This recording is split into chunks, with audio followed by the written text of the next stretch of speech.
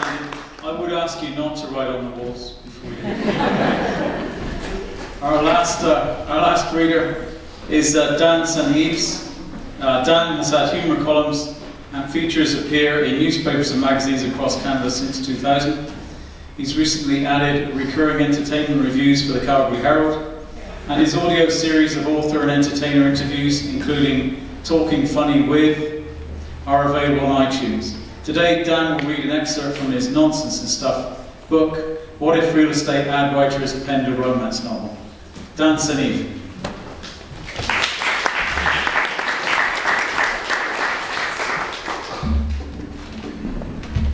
Which, by the way, is available at the back of the room. After this, look at that. So, have you ever noticed how realtors maybe just take a little bit of artistic license when they get around to writing and describing the homes they're trying to sell? Some of these Shakespeares are amazingly competent at transforming a humble little bungalow into one of Donald Trump's 5-star resorts. Imagine what might happen if one of these individuals tried their hands at something a little bit more creative. It might sound something like this. What if a real estate ad writer penned a romance novel? Victor glanced at Nikki from across the 12-foot by 30-foot screen veranda. Nikki smiled, recognizing that special gleam in her husband's eyes. The room was warm and inviting, with the deluxe gas fireplace crackling in the corner. Antique leaded glass windows reflected the flames of passion in their eyes. She rose from the matching thatched fabric patio chair, pushed open the fire-embossed rated door, leading to the formal living room boasting 10-foot ceilings. Victor followed her, pausing just long enough to admire the crown molding installed just earlier in the week. It was the perfect complement to the Norwegian pine hardwood flooring, he thought to himself.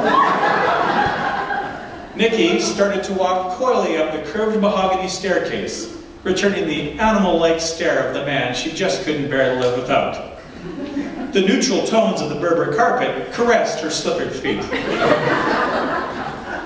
Raoul, the faithful manservant, recognized the need to discreetly depart and slipped into the spacious 6-foot by 8-foot butler's pantry, featuring floor-to-ceiling shelves, surround sound stereo, and wet bar.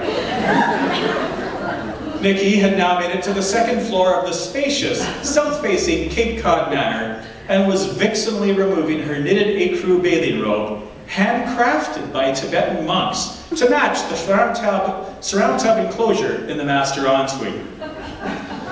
Victor's smile widened with each heaving inch of bare flesh exposed.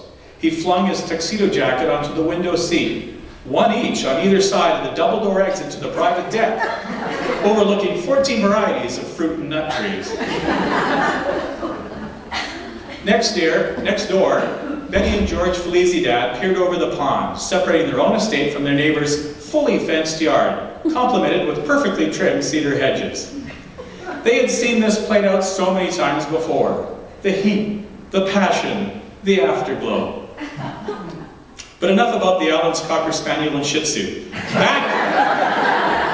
Back to the owners of this glorious home, located close to the ocean, mere moments from shopping and recreation, and just 90 minutes from the US-Canada border. A full 3 minutes had passed since Victor and Nikki had entered nirvana, the emotional state, not the group, and Victor was snoring contentedly. Nikki surveyed the wall unit that surrounded their sunken king-size bed. Life was good. All descriptions are approximate. Please verify if important.